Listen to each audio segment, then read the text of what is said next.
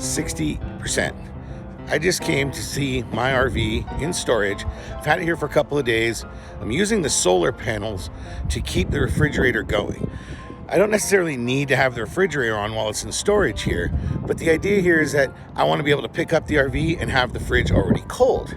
So my thought was, what if I just leave the fridge on? It's been warm days, we've got a sunny sky here. Got sunny skies, and so there's no reason, I thought, given the experience I just had on the trip, that I shouldn't be able to leave on the fridge. Now, I did set it to cool, so it's not on its coldest setting, but it's set to cool. I just checked, it's on, it's cold. We've got the freezer, frozen and cold. So if I came here right now to go camping, I'd have a cold fridge. I'm not really wasting any energy by leaving the fridge on because I'm just using solar panels, and why not leave it on? So we'll see if this continues. Right now here in Vancouver, the sunset is at 9 p.m. because we're up north here. The sun sets much later as we get into summer here.